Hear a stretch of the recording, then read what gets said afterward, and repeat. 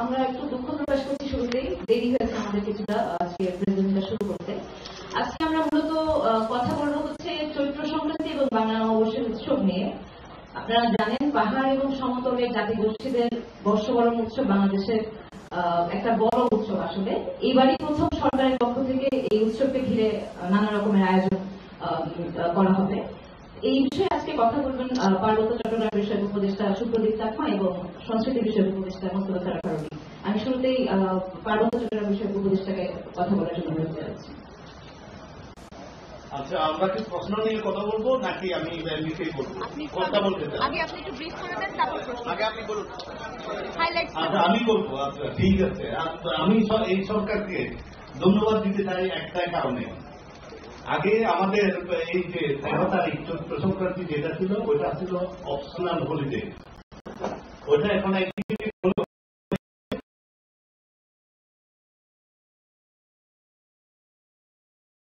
তারাও চেষ্টা করতেছে যে এই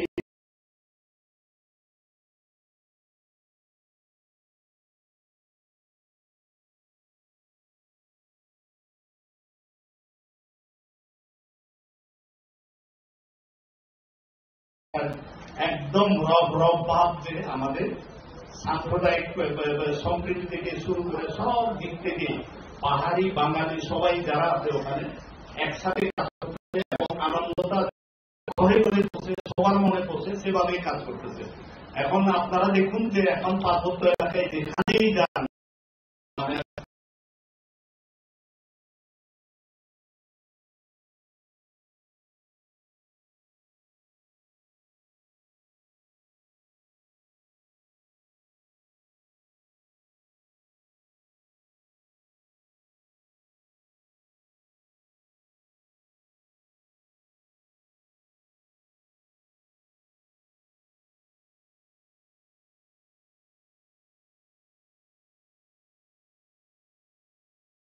যান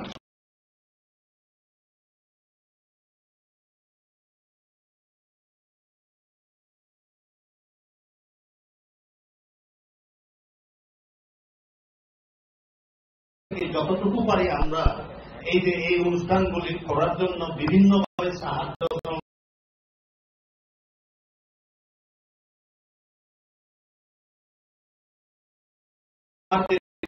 পরিষদ আছে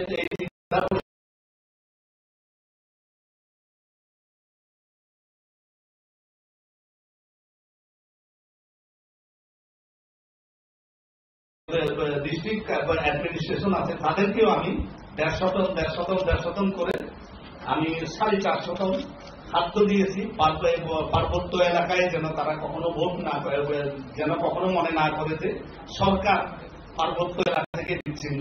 আমরা ওটা চিন্তা করছি না, আমরা সবাইকে যেভাবে পারি সাহায্য এবং সহযোগিতা করতেছি। পার্বত্য চট্টগ্রামে আপনারা জানেন এই সময়ে এই যে বিজু মানে কি, বিজু মানে হচ্ছে একটা হচ্ছে বিভিন্ন তরকারির সংমিশ্রণে একটা বিয়ে করবে, যেটা আমরা তো খুব এনজয় করি। অ্যাপার্ট ফ্রম দ্যাট কালচার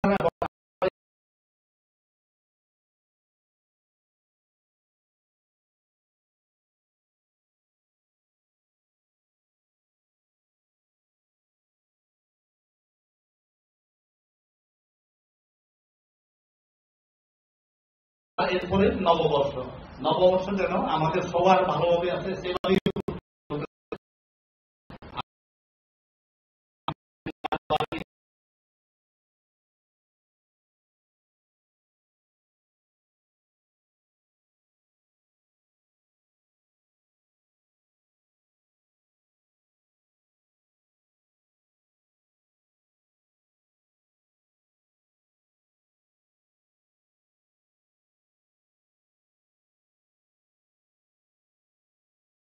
নিজের একটা অনুষ্ঠান হিসেবে চালাচ্ছে এবং চালিয়ে নিয়ে যাচ্ছে। তবে এখানে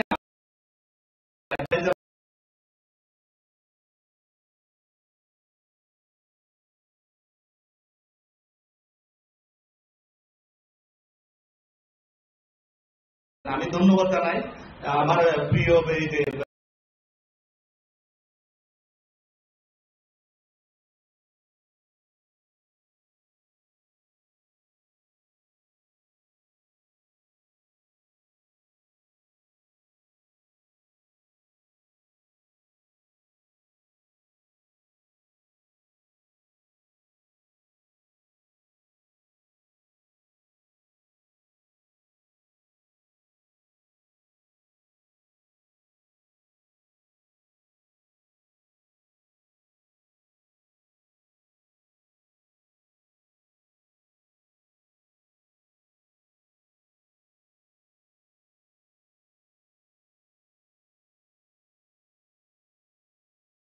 এটা আমাদের মূল মন্ত্র এবং এটাই এই যে বৈষম্য বিরোধী আন্দোলন এটাকেই করে দিয়েছে, সাহায্য করতেছে এবং সাহায্য করতেছে।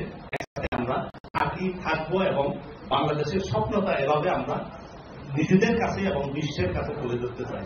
এই বলে আমি সংক্ষিপ্ত যেটা বলার এখন প্রশ্ন থাকলে অনুরোধ। আমরা পরে প্রশ্ন দিব। আমার তো অনেক লম্বা শেষ হবে। সবাইকে শুভেচ্ছা শুরু করছি। প্রথমে আমি শুভদীপ দাকে ধন্যবাদ জানাতে চাই। আমরা যে এবার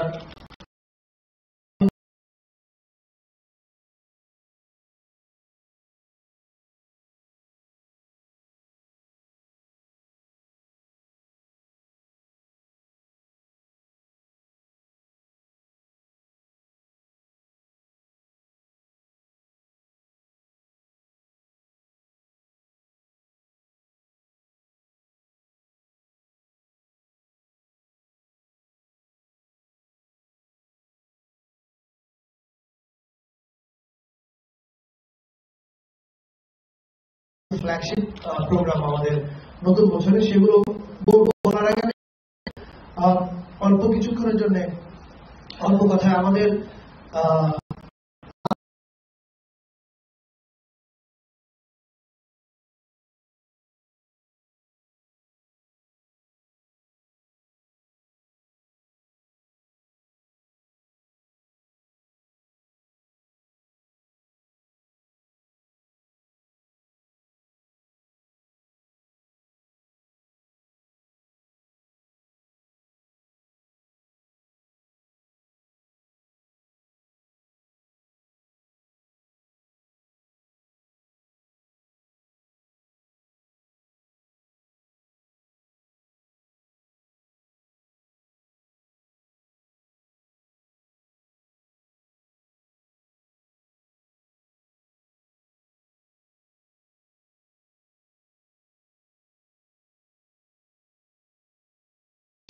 কেন্দ্র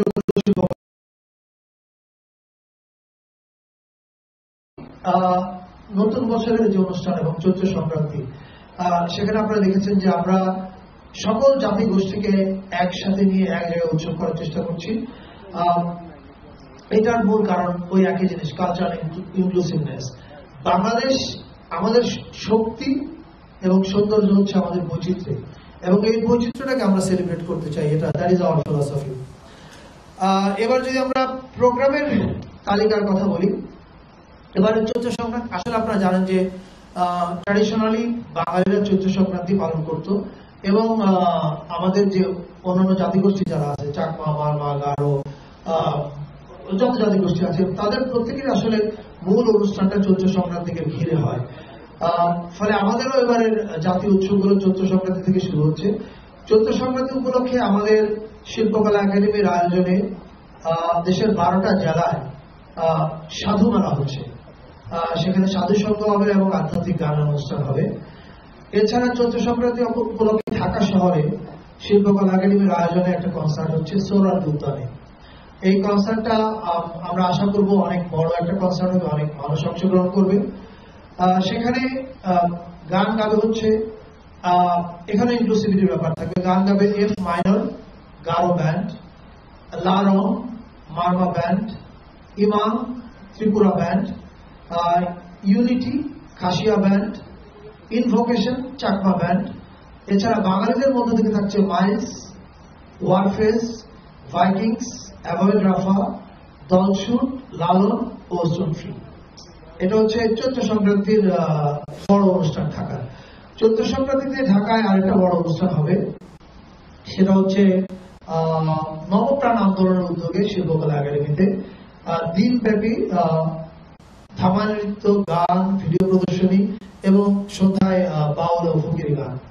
এছাড়া আরেকটা উৎসবের কথা আমি বলতে চাই। আমরা শুধু ঢাকা এবং পাহাড়ের কথা যে ভাবছি তা না, আমরা আসলে একদম রিমোট জায়গাতেও মানুষ যেন উৎসব করতে পারে সেটার দিকেও আমরা খেয়াল রাখছি। আপনারা জানেন যে শ্রীমঙ্গল বা মৌলভীবাজার ওই এলাকায় আমাদের অনেক চা শ্রমিক কাজ করেন, তাদের অন্যতম উৎসবটা হচ্ছে ফাল্গুন উৎসব। সো ফাল্গুন উৎসব উপলক্ষে আমি নিজেও যাচ্ছি 12 এপ্রিল সিলেটে, এবং এই উৎসবটাতে সংস্কৃতি মন্ত্রণালয় প্রত্যক্ষভাবে যুক্ত আছে তাদের সঙ্গে সহযোগিতা। এবার আসি হচ্ছে আমরা নববর্ষের দিনের অনুষ্ঠান। নববর্ষের দিন ঐতিহ্যগতভাবে যে অনুষ্ঠানগুলো হয়, যেমন ছায়ানটের অনুষ্ঠান, সেটা হচ্ছে সুরের ধারার অনুষ্ঠান হচ্ছে, কিন্তু সুরের ধারার অনুষ্ঠানে একটু পরিবর্তন এসছে। তারা আগে করতো হচ্ছে চিনমতি সম্মেলন কেন্দ্রে, কখনো লালমাটিয়া কলেজে, এবার তারা করবে হচ্ছে রবীন্দ্র সরোবরে, অনেক একটু বড় জায়গায়, যাতে এটা ধানমন্ডির নাইবারহুড উৎসব হয়ে ওঠে। এবং সুরের ধারা সরকারের ইনক্লুসিভ নীতিকে সমর্থন করে তারা তাদের অনুষ্ঠানে এই প্রথমবারের মতো অন্য জাতিগোষ্ঠীর শিল্পীদেরকেও রাখছে, তারাও তাদের গান পরিবেশন করবে। অর্থাৎ শুধুমাত্র বাংলা গান থাকছে না সুরের ধারাতে এবার। আর নববর্ষের দিনের একটা বড় আয়োজন আমরা জানি, শোভাযাত্রা। সেই শোভাযাত্রা এবার বাঙালি বাদে 27টা জনগোষ্ঠী অংশগ্রহণ করছে। চাকমা, মারমা, ত্রিপুরা, তঞ্চঙ্গা, লুসাই, পাংখোয়া, বোম, ব্রো, চাক, খিয়ান, এরকম 27টা জনগোষ্ঠী। এবং তারা প্রত্যেকেই তার নিজের সংস্কৃতি নিয়ে, নিজের পোশাকে, নিজের বাদ্যযন্ত্র, আবার কেউ আধুনিক বাদ্যযন্ত্র নিয়ে আসবে। মারমাদের একটা গিটার স্কুল আছে, ব্রিলিয়ান্ট গিটার স্কুল। ওরা 15-20 জন গিটার প্লেয়ার নিয়ে আসছে, ইয়াং ছেলে মেয়ে, ব্রো বাঁশি বাদক আসছে। ফলে এরা প্রত্যেকেই তাদের নিজ নিজ কালচারকে রিপ্রেজেন্ট করবে এই এবারে শোভাযাত্রায়। এছাড়া চারুকলা থেকে এরা সবাই যুক্ত হবে চারুকলা শোভাযাত্রায়। আর চারুকলা শোভাযাত্রায় প্রথমবারের মতো বাম্বা যোগ দিচ্ছে। আমরা কিছুক্ষণ আগে একটা প্রেস কনফারেন্সে এই কথাটা বলেছি, আমি আবার রিটারেট করতে চাই। আপনারা খেয়াল করে দেখবেন যে এবারে ঈদ উপলক্ষে প্রধান উপদেষ্টা মহোদয়ের ফেসবুক পেজ থেকে একটা ঈদের ভিডিও পোস্ট করা হয়েছে। এখন ওই ঈদের ভিডিওটা দেখবেন যে কিছু দুঃখী মানুষের চেহারা, স্যাড পিপল, এবং সেই ভিডিওর ক্যাপশনে লেখা হয়েছে যে আমাদের দেশে প্রায় 12 লাখ মানুষ বিপদে পড়ে মেহমান হিসেবে আছে।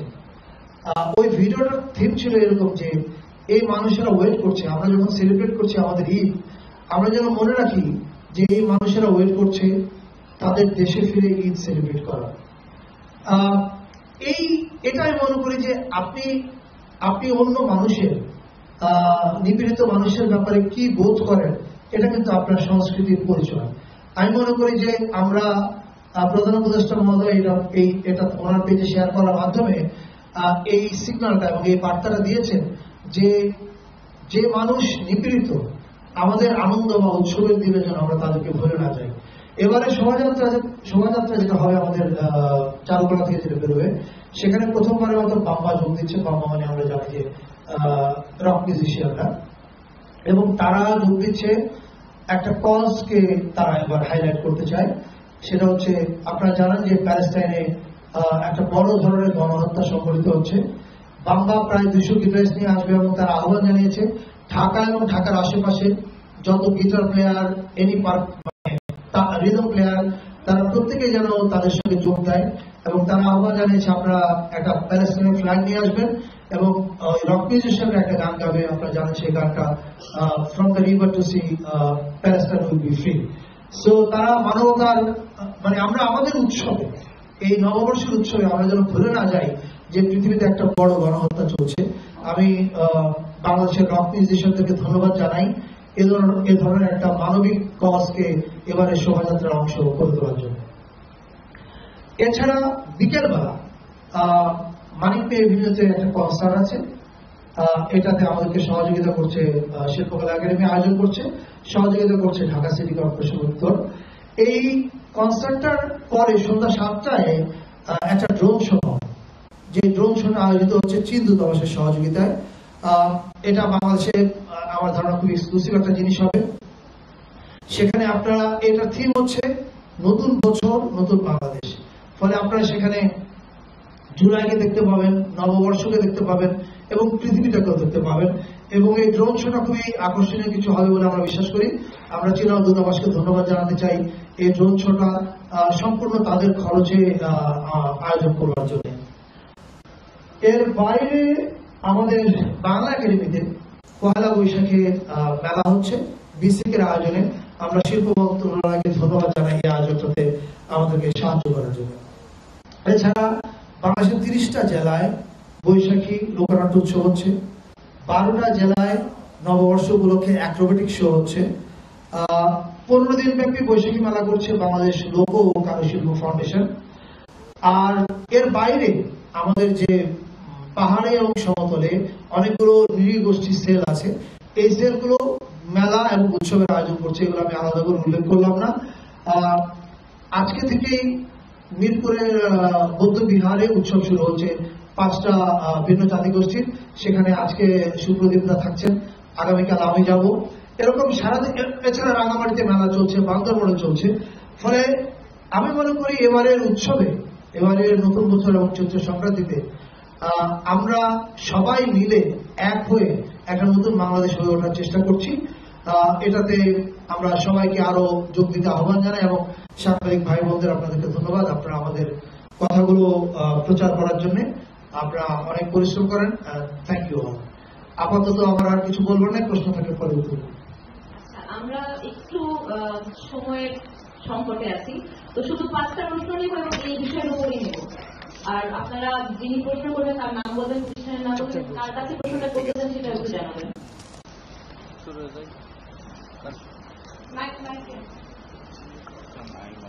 হ্যাঁ, আমরা তো সব বলে দিচ্ছি।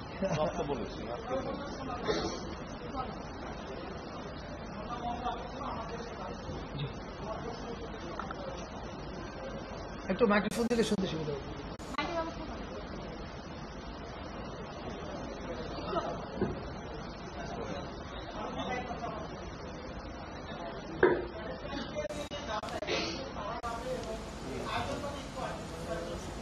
এটা হচ্ছে যে শোভাযাত্রা যে হবে, এবারে শোভাযাত্রায় আপনারা দেখবেন যে আমাদের বিভিন্ন জাতিগোষ্ঠী ব্লক বাই ব্লক আছে, যাতে দেখতে আপনারা পুরো কালারফুল ডিসপ্লেটা দেখতে পারবেন। তো আমাদের রক মিউজিশিয়ানরা তারা একটা ব্লকে থাকবে কোন একটা জায়গায়, সেটা ঢাকা বিশ্ববিদ্যালয়ের চারুকলা বিভাগ এবং একটা ক্রিয়েটিভ ডিরেকশন সেল করা হয়েছে, শিল্পকলা একাডেমি ও শিল্প যুক্ত আছে, ওরা মিলে ডিসাইড করবে। সো এই রক মিউজিশিয়ানরা তারা একটা ব্লক তৈরি করবে, সেই ব্লকে they will be carrying Palestinian flag এবং তারা গাবেন হচ্ছে ওই যে from the river to the sea Palestine will be free, এই গানটা। Thank you.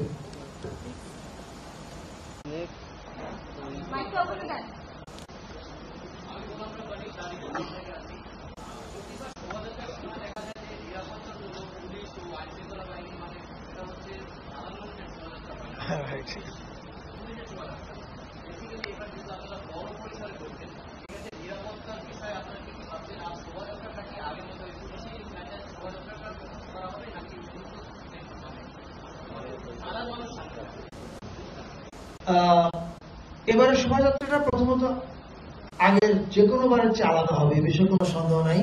সেটা হচ্ছে রঙে, এর কন্টেন্টে এবং এর আয়োজনে। সেটা আপনারা নিজেরাই প্রত্যক্ষ করতে পারবেন যখন শোভাযাত্রাটা হবে।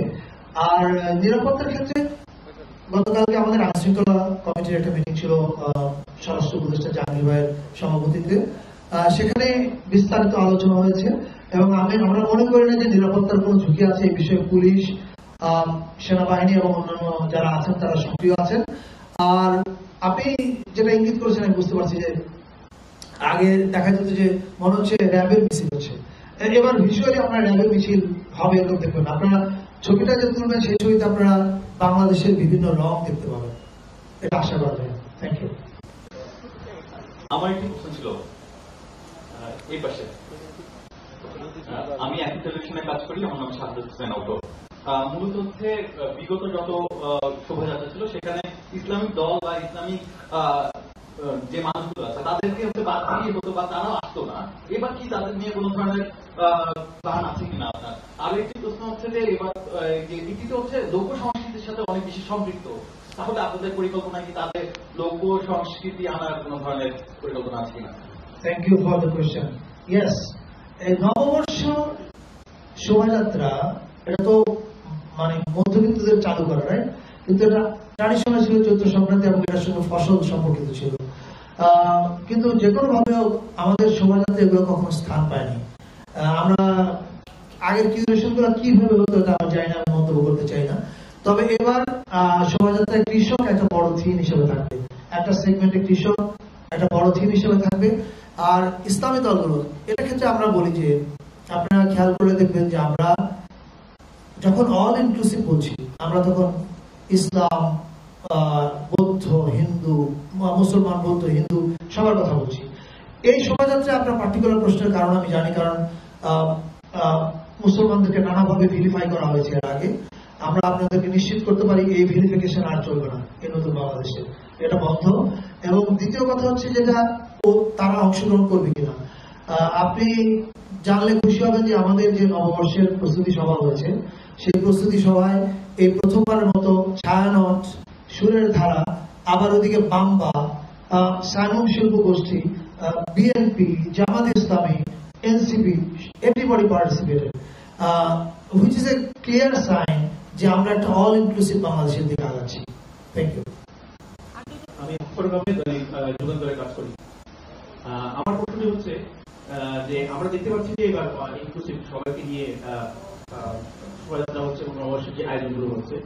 আমার প্রশ্নটি হচ্ছে যে আমাদের ক্ষুদ্র জাতিসত্তার জাতিসত্তার যে মানুষগুলো আছেন এবার থাকবেন, তারা আসলে কি কি পারফরমেন্স এবার আমাদেরকে দিবে বা তাদের পারফরমেন্স গুলো কি থাকবে সেটাই একটু জানতে চাচ্ছি। আরেকটি বিষয় হচ্ছে যে শোভাযাত্রার যে র্যালি হয় সেখানে আমরা উপজেলার যে বিষয়টা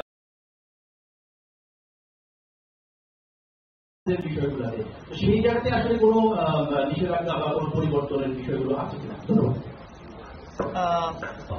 সুপ্রদীপ দা ওই অংশের উত্তর দিবেন যে আমাদের অন্যান্য জাতিগোষ্ঠীর মানে উনি গত 3 পার্বত্য জেলার দিবেন। আমি এর বাইরে বলছি যে বাংলাদেশের যত জায়গা আছে, যেমন আমি নিজে ফাল্গুন উৎসবে যাচ্ছি শ্রীমঙ্গলে, গারদের উৎসব হচ্ছে, যত জাতিগোষ্ঠী আছে সবাই স্থানীয়ভাবে তাদের উৎসব করছে।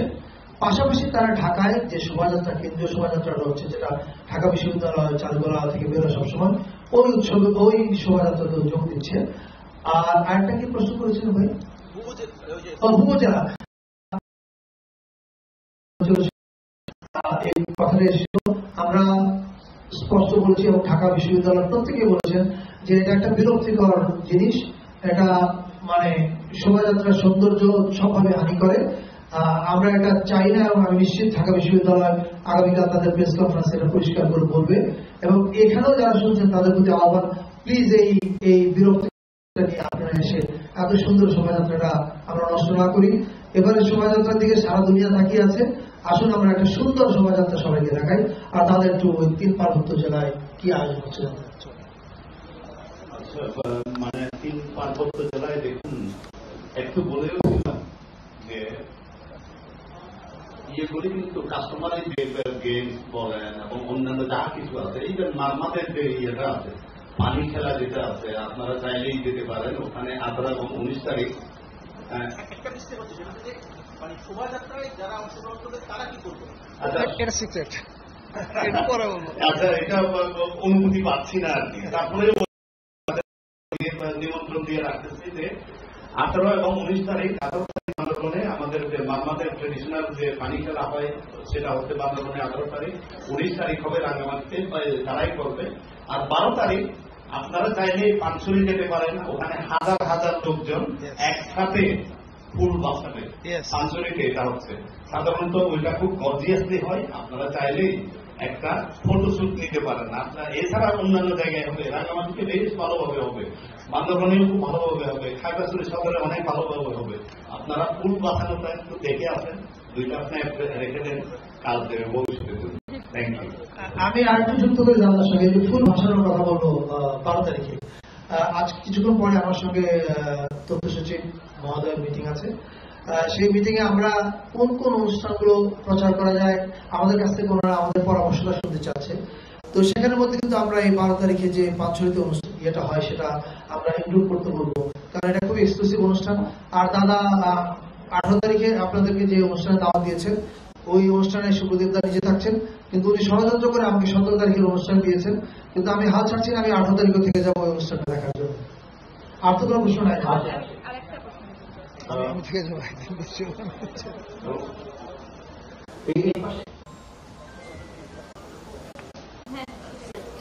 হ্যালো, আমার নাম নুরুজ্জামান উজ্জ্বল, আমি জাগরণ থেকে বলছি। মঙ্গল শোভাযাত্রার নাম পরিবর্তন নিয়ে একটা কথাবার্তা হচ্ছিল। এটার সর্বশেষ অবস্থা যদি জানান। আরেকটা বিষয় হচ্ছে আপনি বলেছেন যে ইনক্লুসিভ সবাইকে নিয়ে করতে চান, এক্ষেত্রে ইসলামিক দলগুলো বিশেষত আমি যদি বলি যে জামাতে ইসলামীর এই মঙ্গল শোভাযাত্রায় কোনো অংশগ্রহণ থাকছে কিনা? আমাদের প্রস্তুতি পর্বে আলোচনায় সবাই যুক্ত ছিলেন, কিন্তু আসলে তো কেউ এখানে কোনো ব্যানার নিয়ে যোগ দেয় না।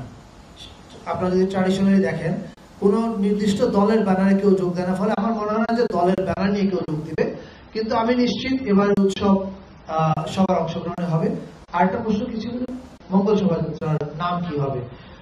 এটা তো শোভাযাত্রা। এখন আপনারা জানেন যে এটার নাম একসময় ছিল, যশোরে যখন হয় তখন বর্ষবরণ শোভাযাত্রা, ঢাকা আসার পরে হলো বর্ষবরণ আনন্দ শোভাযাত্রা, এরপরে আবার এটাকে বানানো হলো মঙ্গল শোভাযাত্রা।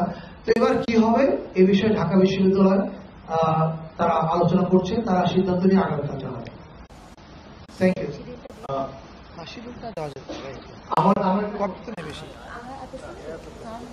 আচ্ছা, আমরা 5টা কোশ্চেনের কথা বলেছিলাম, 5টা হয়ে গেছে।